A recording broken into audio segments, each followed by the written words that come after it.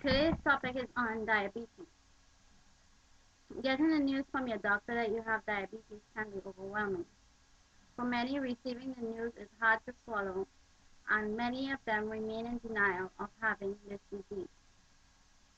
This denial can lead to mismanagement from patients being non-compliant with treatment and medication that is prescribed to them because they don't fully understand what the disease is.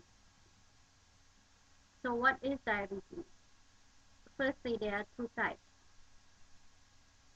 In one type, the body makes little or no insulin, and in type 2, the body makes insulin but cannot use it. This is called resistance. As time goes by, the body's ability to make insulin progressively decreases. To better understand this, I will explain what happens after you eat. The part of the body that makes insulin is the pancreas.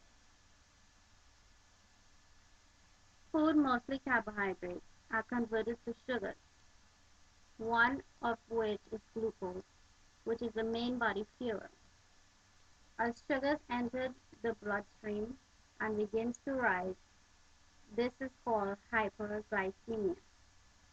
When the body senses this, it will signal the pancreas to make insulin and send it to the bloodstream. Now, insulin acts as the gatekeeper. It allows the cells in our body to intake sugar from the bloodstream into the cells so it can be used as energy. As the level of sugar depletes in the bloodstream, this is called hypoglycemia.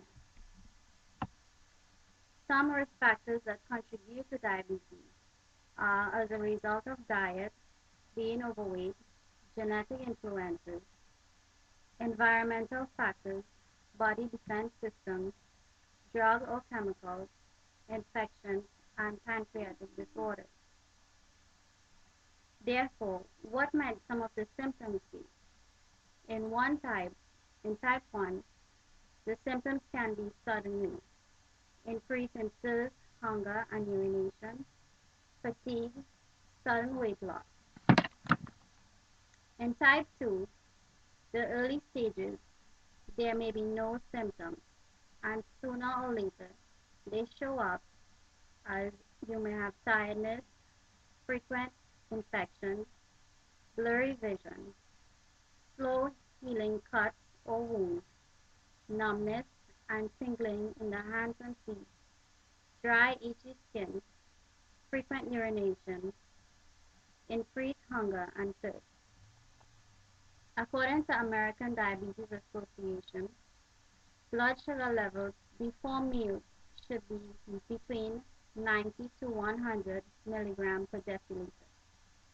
And 1 to 2 hours after eating, this level should be less than 180 milligrams per deciliter. Medical management of diabetes depends on what type you may have, also the stage of the disease and the body's response to therapy. For type 1, this includes using a combination of one medication or insulin. For type 2, oral diabetic anti-diabetic agents such as metformin and Actos is given. During drug therapy, careful monitoring of blood sugar levels is very important, as hypoglycemia can occur. If this is left untreated, it is also referred to a diabetic coma. Some signs and symptoms of this include irritability, fatigue, weakness, tremor, and headache. Some safety tips for diabetes comprise of wearing comfortable shoes, checking your feet for poor circulation, monitoring blood sugar levels after taking medication. Overall, these are some of the reasons why this disease can be overwhelming to those who have it, as it can include being